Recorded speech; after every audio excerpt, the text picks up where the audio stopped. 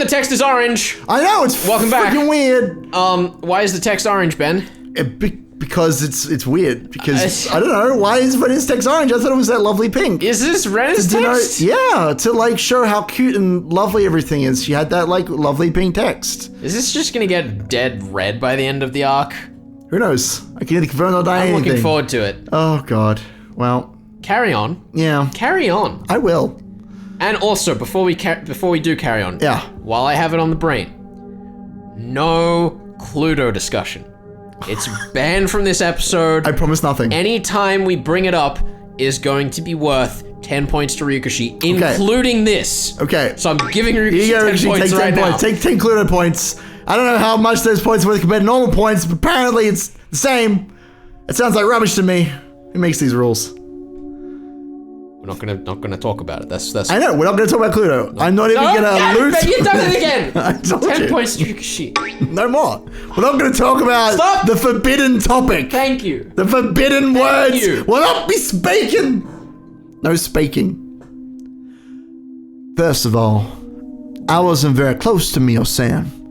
I knew who she was, so I greeted her whenever we happened to pass by. Just like in Chapter 2 of Arc 1. Yeah, but that was about it. I never really talked to her except for the one time. The one time? What was that one time? Tell us about it, Ryukashi! Tell me! And that time was only recently. It was between the day of the Watanabe Festival and the day I was caught in the act of burying the corpses by Keiichi-kun and my other friends. I had a phone call from the library that evening, and I was told that my father needed to return the book he borrowed. Was he now? Yeah. Her father needed to return a book, so Rena had to go take it to the library, and now we're gonna go say hi to Takano and see what she's doing. See what she's up to before she died horribly. You know, for all of these strange conclusions I tried to draw about Takano, I never would have suspected that calling people to return books to the library was her method. I'm disappointed in myself. What makes you think that she's calling people to the library? Because why would they mention it otherwise? Maybe it's just a coincidence. No! He was shopping at the home improvement store at the time, so I went to the library to return the book for him. While I was there, I thought about borrowing some books for myself, and I started walking around the library. I saw her there. Not evil. Oh, Rena-chan. Oh, hello. Hello. Hello. Mio-san, hello to you too. I didn't expect to see you here. Really? I was going to say the same thing. I always spend time here, and I've never seen you. She smiled in the very attractive and charming way that only a mature woman can do. Is that how you describe evil people? Her smile gave no indication that she knew her death was just a few days away. Is that how you describe people who fake their own death? No confirming or denying. She said that she often met with Tomitaka Flash-san at the library. It seemed like she had some time to kill, so she told me she wanted to buy me a drink. Let's just for the record, remind ourselves, Ben, because What? I nearly forgot it until I was What do you need to digging remind up us for of? some old footage. Is it the forbidden topic? No, Something else. no. Good. Okay. Is that the autopsy on the corpse made it seem as though she'd actually been burned before she was last seen. Yes. Just This so is that we This know is true. we know that this is on in the Arc table. 2, we said, well, that's weird, there's a lot of corpses walking around. Ah, good times. Mm-hmm. Remember back in Arc 2 when characters didn't have any emotion in their voice? It's true. Those good times. I like that we can now have feelings now. It's good times. I had nothing to do after that. I let her buy me a canned ice milk tea from the vending machine in the library, and we talked for a while. It's amazing how many drinks are canned in Japan compared I mean, to the rest it's of the not world. just drinks. It's like Everything. underpants, snack food, sandwiches, probably people somewhere in Japan. Probably I get mean, like I guess small she was canned canned. people. That was where they found her. Just a big can. Just a big can. It's like a big. She fell from the sky. Obviously, she fell from a big vending machine in the sky. Once I came to think about it, it was a little ironic. She mostly talked about the series of mysterious deaths in Hinamizawa. She had no idea that she was going to be the victim of its 5th year. Stating that a lot for someone who seems to know that she doesn't know anything about the series of mysterious deaths. You mean the series of mysterious deaths? I've never heard Ryukashi repeat himself. To be fair, it was me repeating you mostly. Let's be very clear there. Be very clear. Really, it's your fault. Let's not get back into arguments about strategy here, because we're going to lose points. I know we are. We won't talk about the forbidden topic, but strategy and tactics are still on the table. Strategy and tactics are... I'm on the fence. They're not! I'm about to give him 5 points. I'm about to do it. We better shut up then. Oh, good. Read your line! You heard about it at least once, haven't you? 4 years ago, the manager of the damn construction site was murdered. 3 years ago, the Hojo couple died. 2 years ago, the Furude couple died. And last year, it was Sadako-chan's aunt. The series of mysterious deaths has been going on for 4 years now. And in a few days, it'll be the 5th. I've heard about it, but you don't know for sure that somebody will die this year. I do. Someone will die in a few days for sure. There's that old saying, everything that happens twice will happen a third time. So isn't it also true that what happens 4 times will happen a 5th? Damn, that's some hard facts. Well, I don't know. If you put 4 wheels onto a car... You don't necessarily have to have a 5th one. You don't necessarily have to put a 5th one on. Have you seen a 5-wheeled car? I have, actually, but that's besides the point, because most cars aren't that car. Oh, that's true. That sounds like some Hempel's Raven bullshit. Oh, you're right, it is. Mio-san was convinced that the 5th mysterious death was going to happen, but she didn't know she was going to be the 5th victim. I like that you paused before death, because she doesn't actually die. I was pausing because I was going to say car wheel. I want to say that for the record. But I realized it wouldn't be funny. So I guess we're But this is funny, around. So it worked. It all came around. You're right. It came around like a wheel and rolled around in circles. That's ironic and also really fucking creepy. But there was always something creepy about her. So maybe she knew that she was going to be killed in a few days, but still managed to make that mysterious smile. The series of mysterious deaths in Namazawa. Of course, I know about it. I've lived here for more than a year. Every year, on the day of the Watanagasha festival, one trade of the village dies mysteriously. It's been that way since the damn conflict. Are you calling Tomitaki a traitor? Yes. It's not like he works for some secret organization. Each case was solved individually, but mysterious incidents still happen every year. It makes me wonder if there's some kind of will to all this. The creepiness and incomprehensibility of it all gave rise to the name The Curse of Oshiro-sama, which fit perfectly. Despite this, I always thought the Curse of Oshiro-sama was just a series of coincidences. My reason for that is because I strongly believe that Sashikun was the one who murdered his aunt on the 4th year. I don't have any evidence, but I just know it.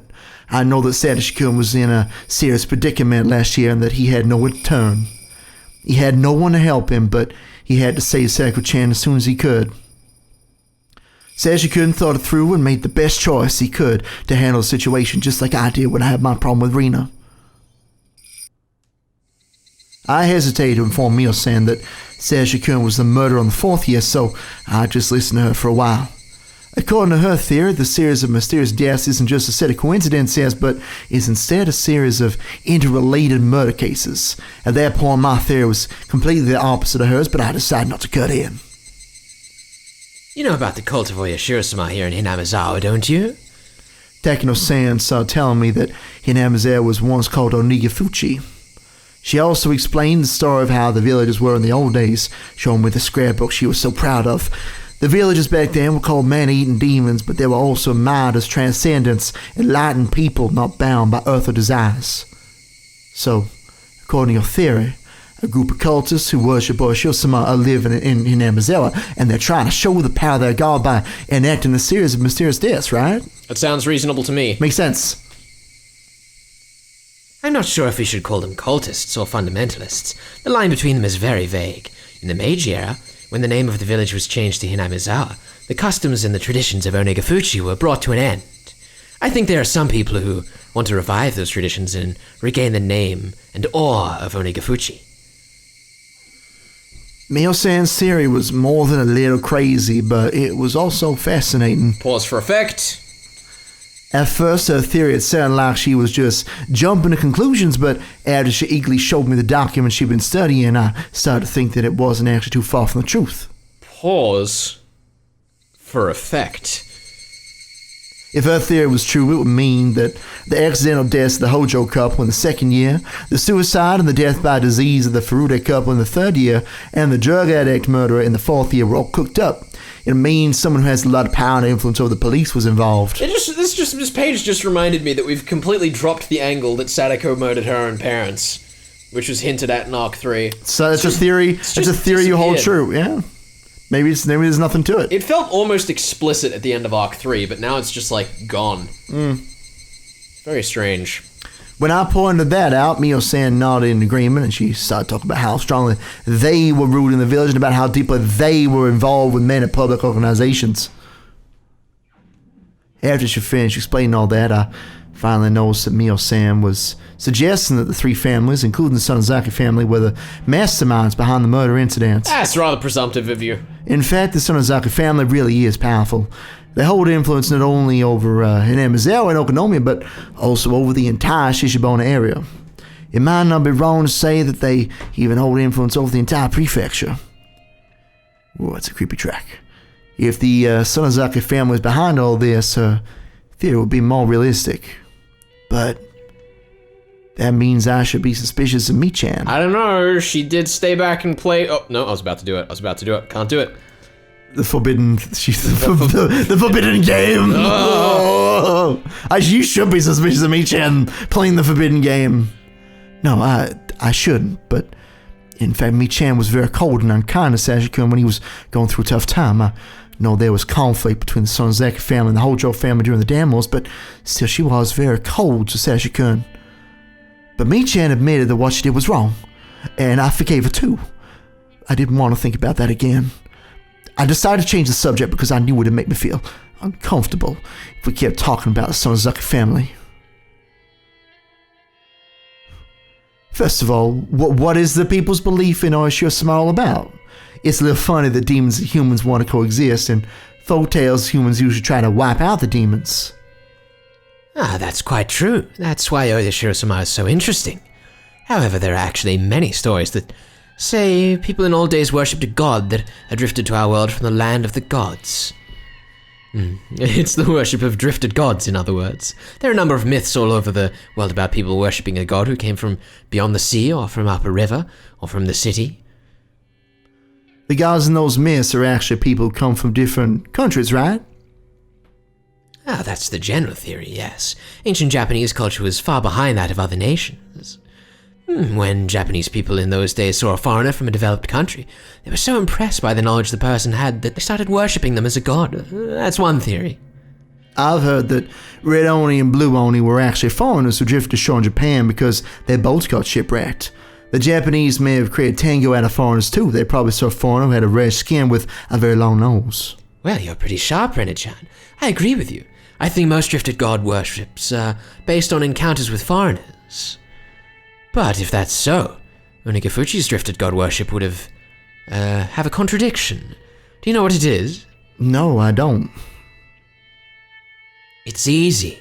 Onigafuchi isn't adjacent to the sea. Oh, of course. In order to have any connection to foreigners, the place in question must also have a connection to the outside world. In Western countries, that connection would be rivers running between adjacent countries. In Japan, that connection would be the ocean. So, most of the drifted god stories in Japan originated near the shores. Isn't there a possibility that the foreigner washed ashore somewhere else first and then traveled to Onigafuchi? Well, the thing about the worship of Oyoshiro-sama is it specifically pinpoints Onigafuchi Swamp as the place where demons first appeared. The swamp isn't connected to any rivers, so how could a foreigner wash up there? That's why the mystery of Oyoshiro-sama is so interesting. How much do you know about the legend of Oyoshiro-sama? I just read a picture book about it in school. I feel like I know a lot about it, but I actually don't. I just have an extreme fear of the rule not to leave Hinamizawa after all my life went wrong after I left. I felt dizzy when I tried to think about it further, so I stopped. When everything went wrong in Ibaraki, I met Oyoshiro-sama. He told me to go back to Hinamizawa. No, I'll get dizzy. Don't try to remember. I can't remember. You know, every time Rena starts bringing up that scene of her with Oyoshiro-sama over her bed in Ibaraki, I think of the scene where Marty dresses up in a radiation suit in Back to the Future and stands over his dad's bed and scares the shit out of him. That's pretty good. So I'm just like, who was in the hazmat suit that scared Rena? Yes, that would be very traumatizing. I got desperate because I felt responsible for the divorce. I just used Oshiro-sama as an excuse for my mental instability, and I told my father I want to go back to Hinamizawa, right? But wait, Oshiro-sama did come to me. Oh no, the colors are too dazzling. I can only remember the vivid colors of the pills and the dizziness. That's all you need to know. The demons came out of Onegafuchi Swamp and they attacked the villagers. Oishiro-sama saw it and came down to save the villagers from the demons by exiling them to hell. The demons cried and the villagers felt bad for them. They decided to let the demons live in the village with them. Oishiro-sama was impressed by the kind hearts of the villagers, so he gave human forms to the demons and let them coexist. The blood of the demons blended with that of the villagers as they lived alongside each other. That's exactly what I read in the book. I felt dizzy, like I was going to faint because I touched the one memory I didn't want to. People say that most myths are based on an event of some sort that happened long ago. What event do you think is the truth behind this myth? Because I was still feeling dizzy, all I could do was tilt my head quizzically. It seemed like Mio-san was expecting that response because she smiled, looking satisfied that she successfully made me confused. She took a scrapbook out of her paper bag. I'll let you borrow this for a while. Thank you, but I... Don't worry, just read it whenever you have some time to kill. I want to know what you think about the things written in this scrapbook. I'd like to know even if you disagree with me, because you really are very sharp. Jiro-san isn't interested in things like this at all, so I appreciate your input. I had little choice but to take the scrapbook. Apparently Mio-san came to the library often, so I figured I could return it to her whenever I came to return my books. However, the day I returned the scrapbook to Mio-san never came. What's wrong? You don't look good. Are you feeling okay? I caught a summer cold. I'm still recovering from it. It wasn't the summer cold that was making me feel dizzy. I always get dizzy when I try to remember the time I met Oishiro-sama in Ibaraki. I mustered all of my courage and I asked her. My memory of those days in Ibaraki is blurry. I know I met Oishiro-sama. Nobody believed me and they told me that it was a hallucination, but I thought Mio-san would listen to me. Mio-san, can I talk to you about something? Yes, of course. You listen to me, so it's my turn to listen to you. Well, it's about Oishiro-sama. You might laugh at me. I won't. You didn't laugh at me either. Mio-san said it in a very gentle and mature way, and that encouraged me, even though I still hesitated to talk, but there was probably nobody but Mio-san with whom I could talk about something like this.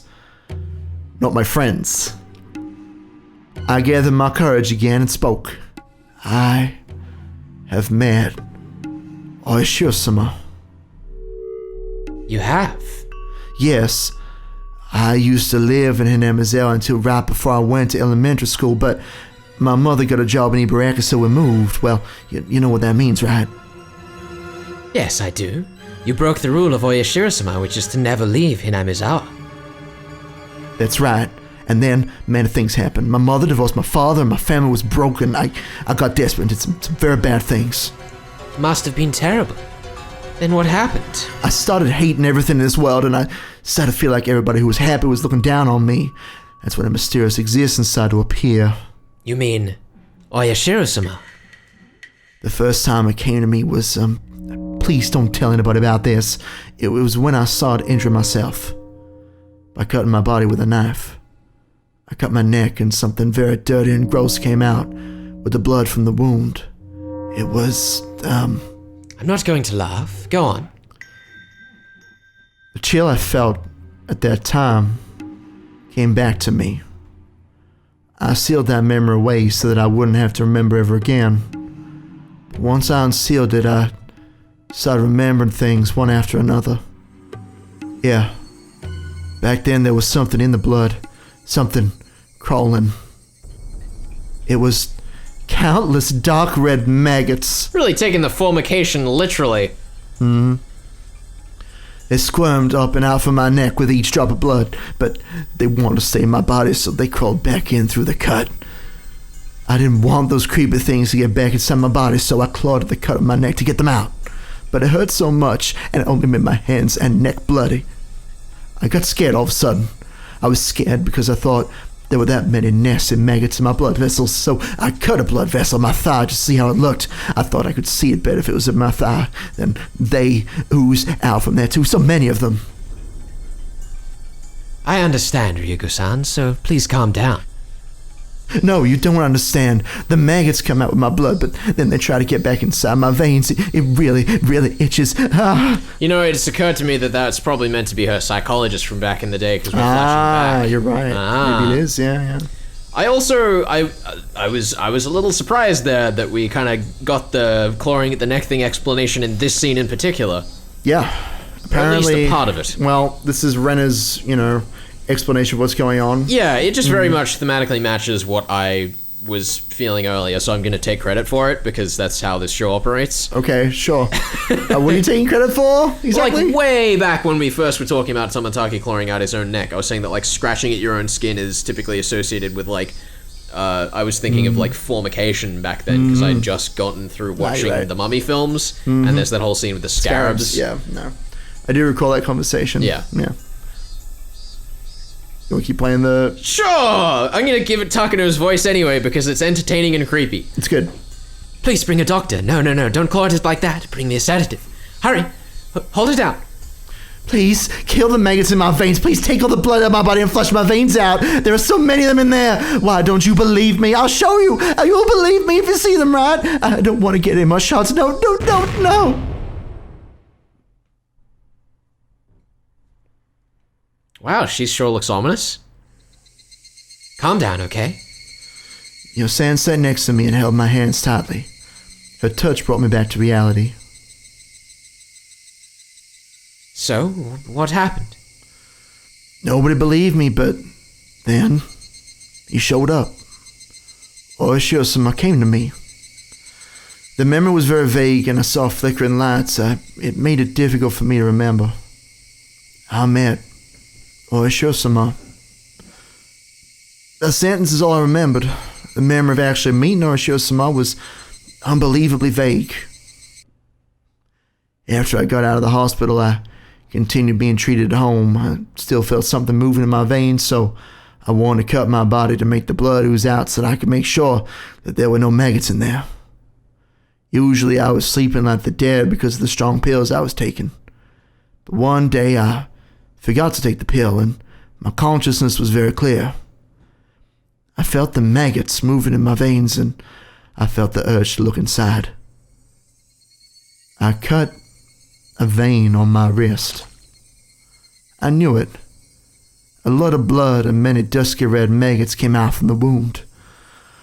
I wanted to wash them off before they crawled back inside me, so I put my wrist under running water in the bathroom sink, and I tried to open the vein.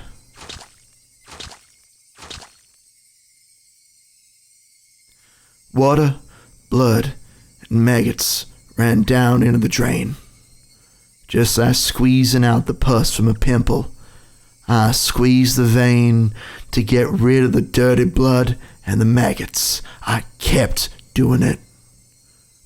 My arms started to feel numb and I felt cold, but I kept doing it. I thought I might die from losing too much blood, but I kept doing it.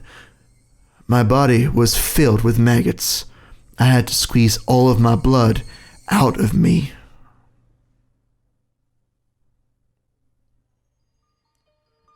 And then a very bright light shone down upon me. It was a very bizarre sensation. I had never experienced anything like it in my life. All of a sudden, the dark bathroom was filled with a bright light.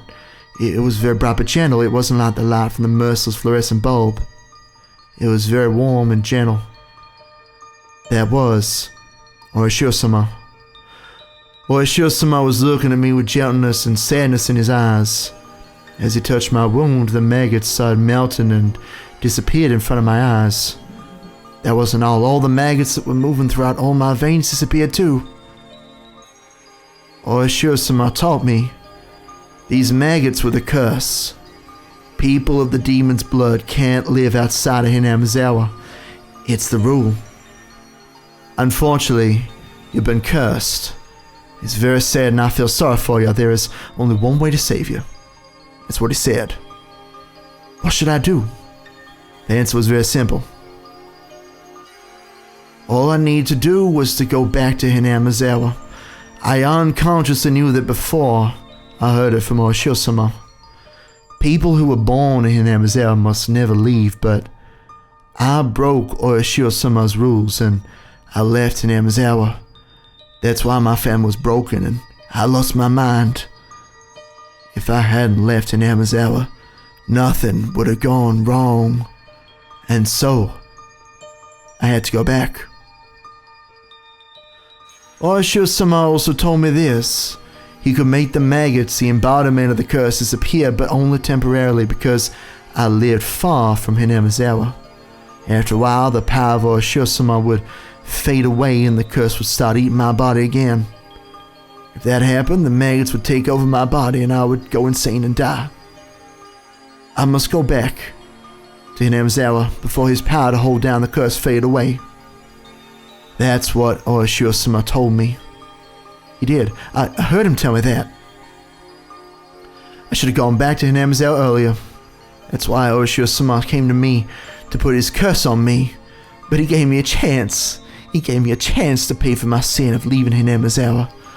Dad, listen, Oshio-sama is going to help us. Let's go back to Hinamizawa. Hinamizawa is the place where we must live. If we don't, not only me, but you might be cursed too. Let's go back to Hinamizawa. That's the only place where we can live. We need to hurry. We need to hurry. We need to hurry. Or Oshio-sama's power will fade away and my body will be eaten by the maggots. No, Oshio-sama's following me. He's telling me to hurry. He follows me everywhere and keeps telling me to hurry. He keeps apologizing to me for putting his curse on me. He follows me everywhere and keeps apologizing. Really? Funny that. Keeps apologizing. That's a bit of a motif. What? People telling people they're sorry and trying to return and stuff? That's weird. That's real strange. Yeah. I'm telling you the truth, I am. Why can't anybody see it? Why can't they see the maggots? Oh, you sure somehow everybody's trying to fool me. I know they can see them too. No, please stop. I don't want to get another shot.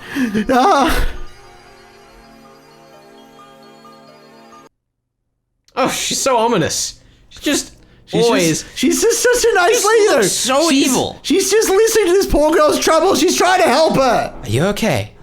No. The answer is no.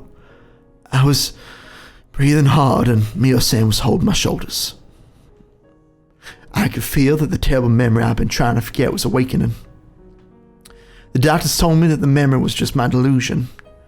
They told me that since I blamed myself for the divorce, I unconsciously had a desire to blame someone else for it.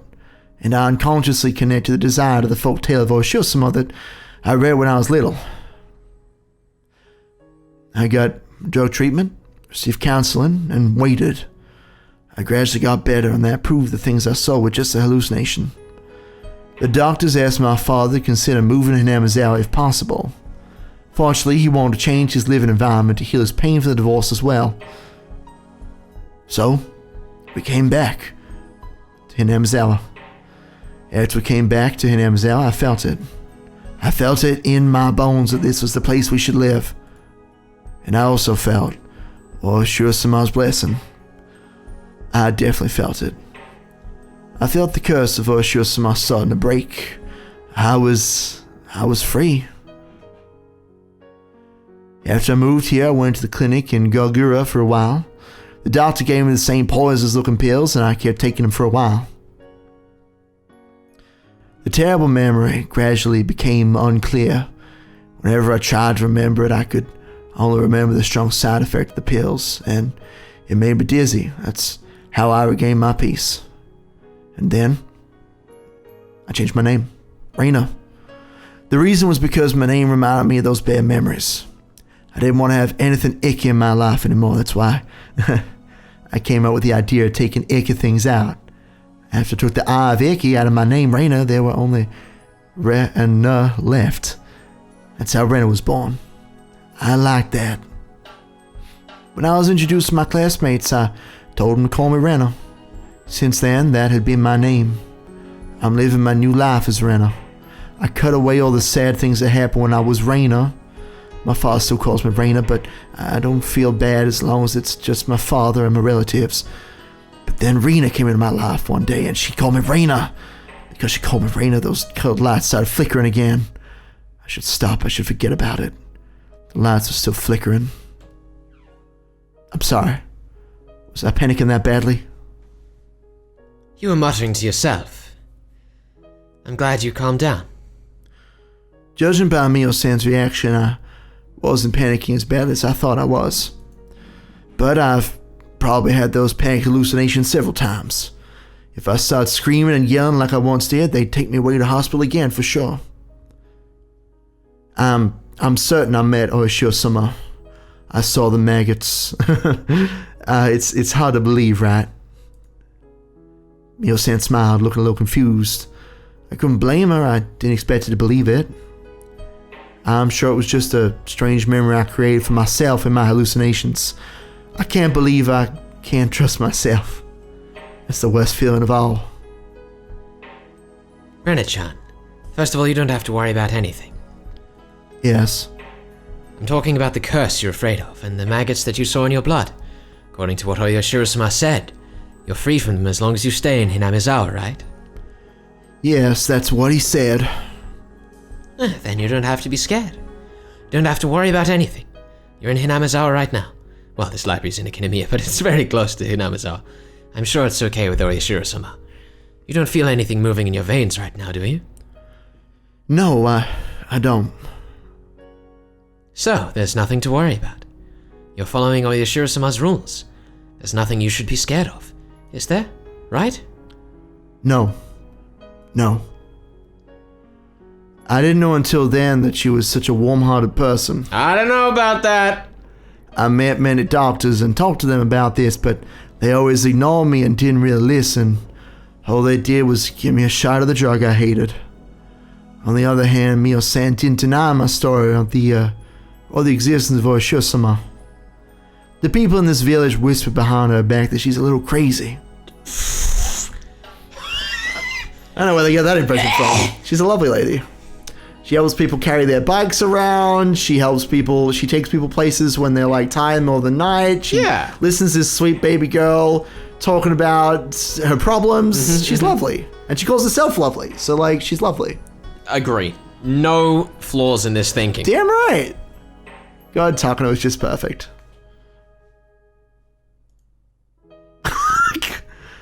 But she was actually a very calm person, I thought. Rena-chan, is that more orange than the last page, or am I just starting to go insane? It might be a little bit lighter, actually. You know what? It's also might be because it's put up against Takano's hair now instead of like the landscape. Maybe. Rena-chan, I believe everything you just told me. Thank you so much. You're the first one to ever say that to me. So are you. You're the first one who didn't laugh at me and listen to me so seriously. Oh. I think we can be good friends. Oh, best friends forever. Talking about curses and maggots in your blood. Yeah, those best kind of friends. Best friends. Mio-san smiled, touching my hair with hers. Well, I'll let you borrow my secret files and my scrapbooks. Awesome. These are top secret. I didn't want to show these to anybody, but you're special. I think I can trust you. I know you'll take them seriously.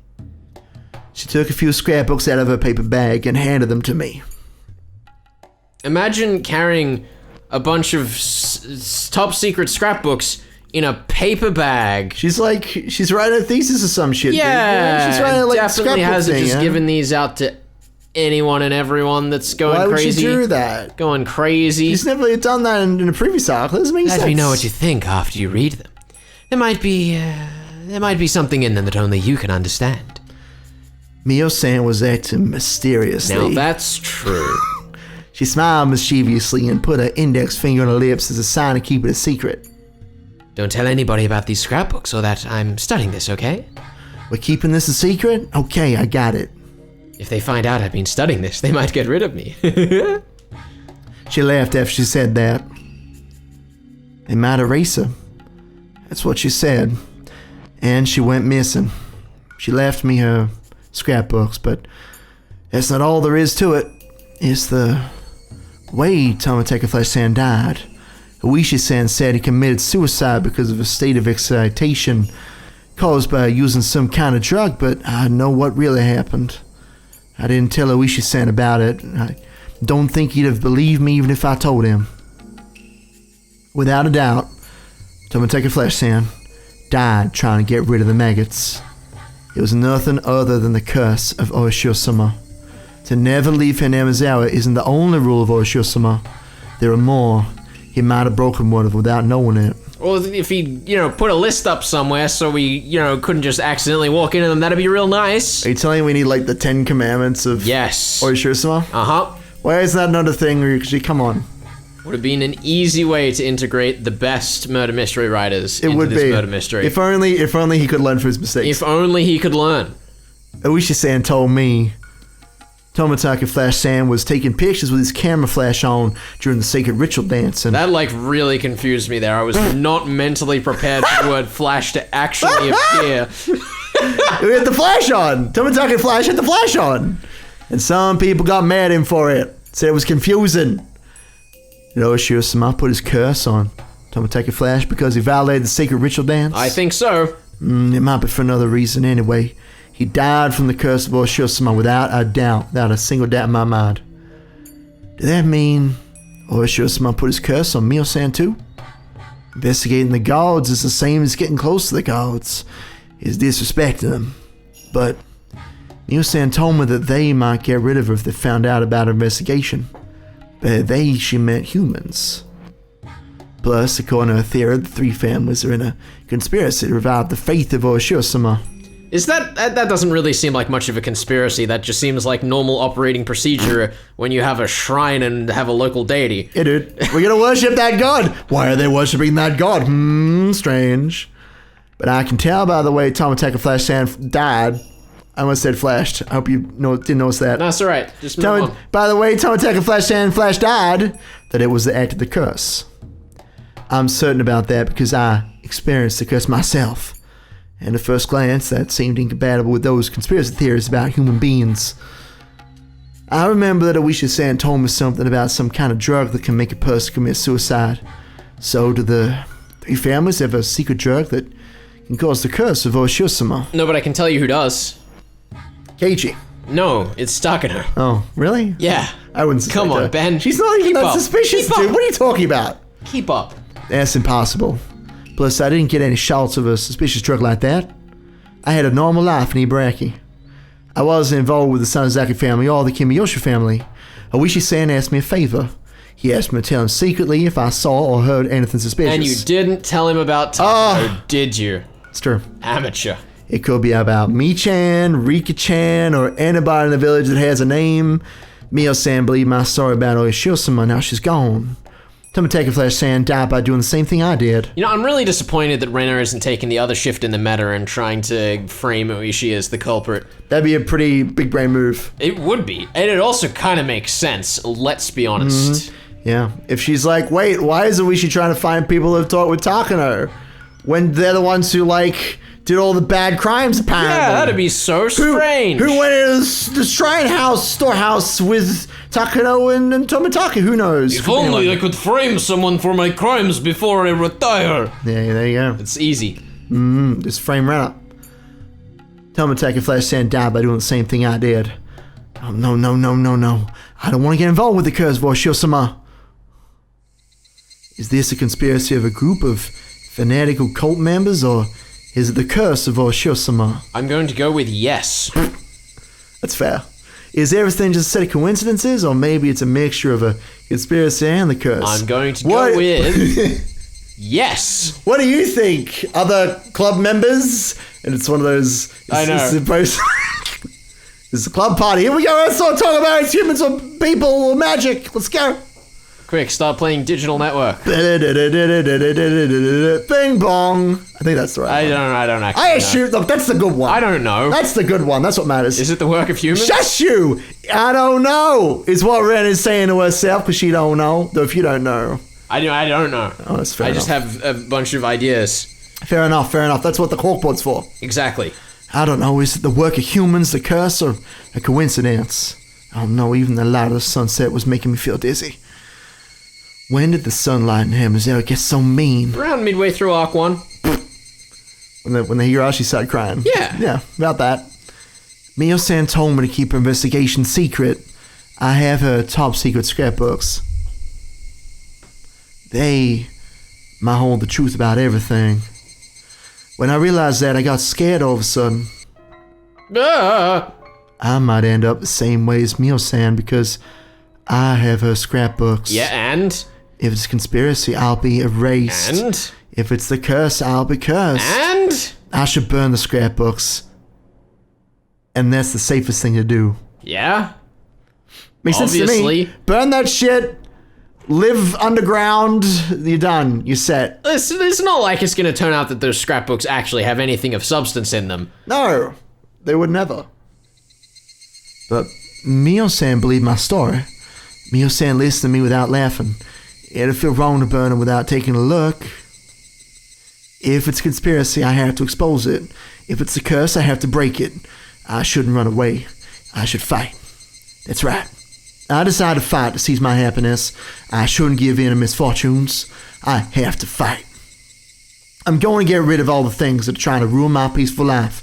I'm going to read her scrapbooks when I get home. I started walking faster.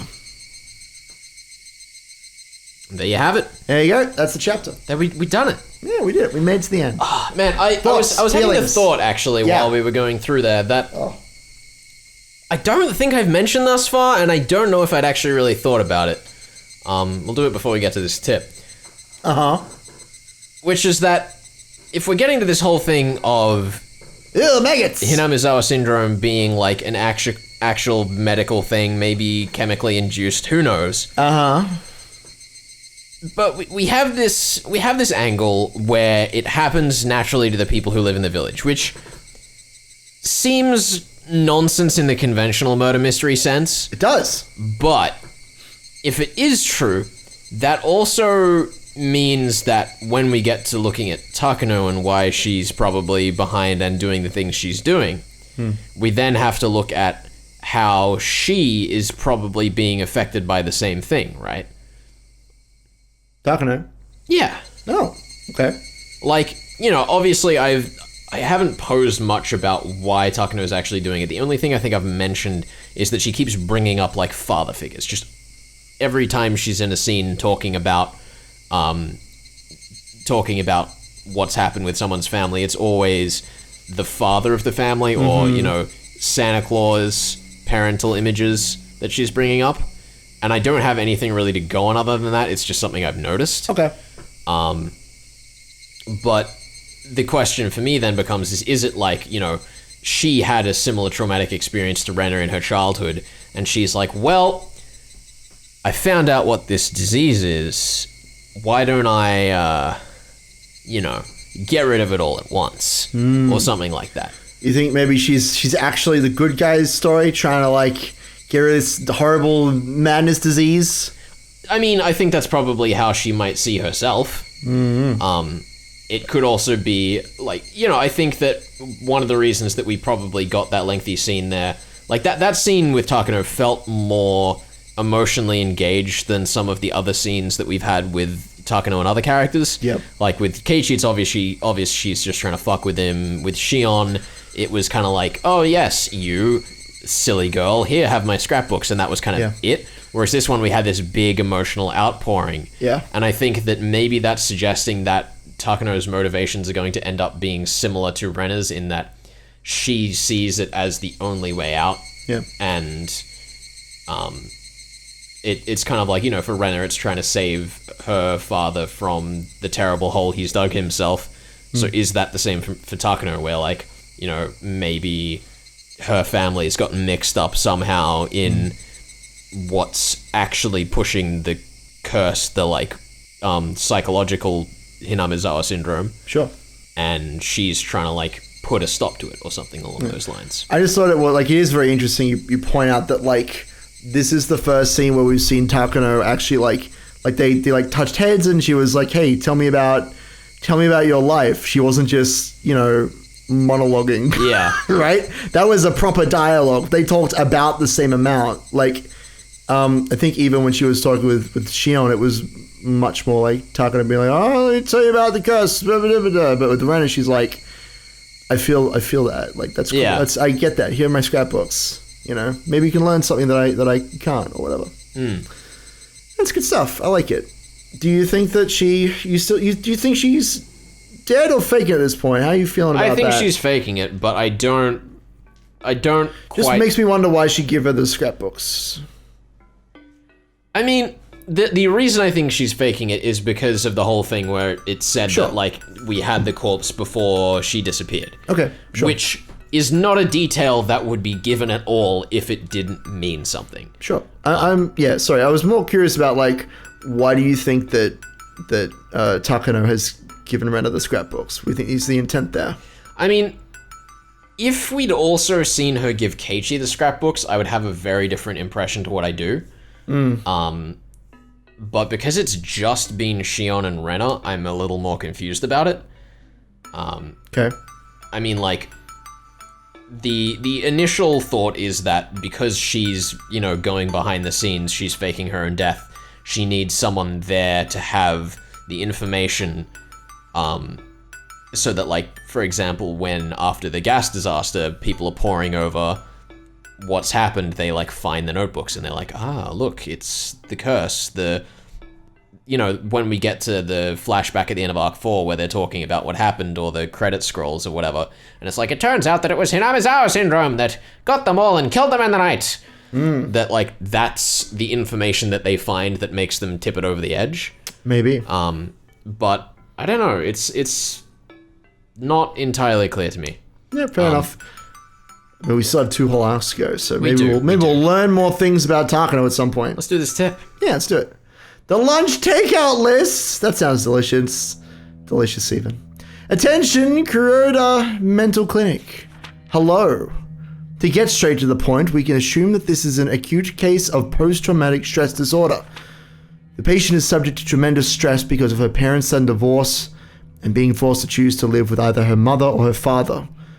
Furthermore, the patient firmly believes that she was responsible for her parents' divorce, which further drives her to self-mutilation.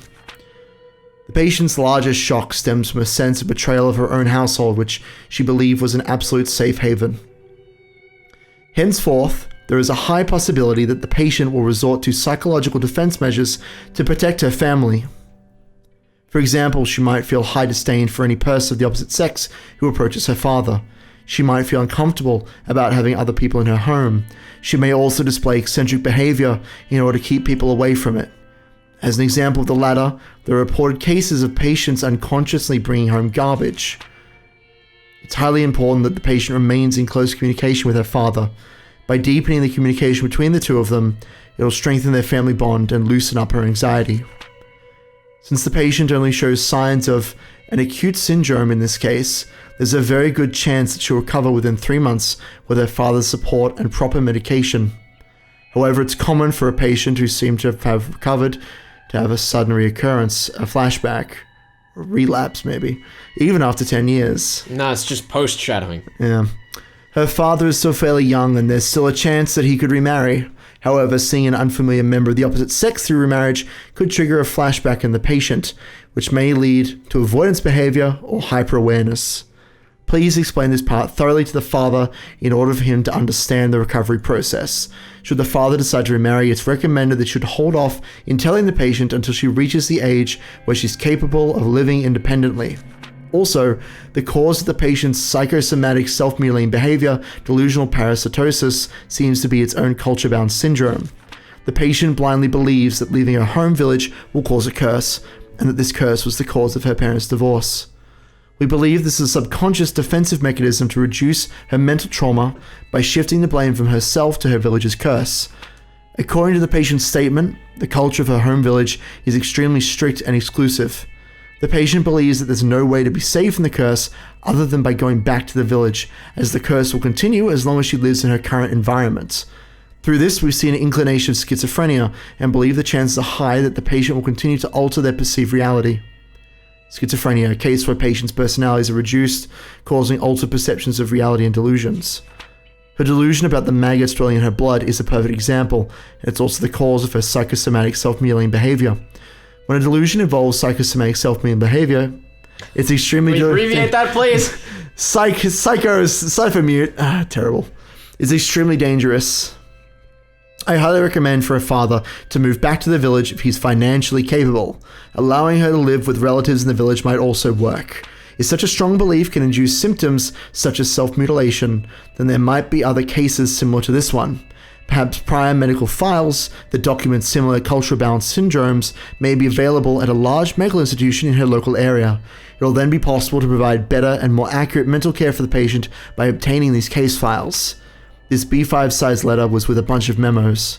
The following was on the back side of the letter. 1 Jukadon, 3 Shanghai style Gomoku Yakisoba, 1 large fried rice. Was that really necessary, Richie? I don't think it was. Was that really necessary? I think he's trying to lighten the mood, but I don't know that was appropriate.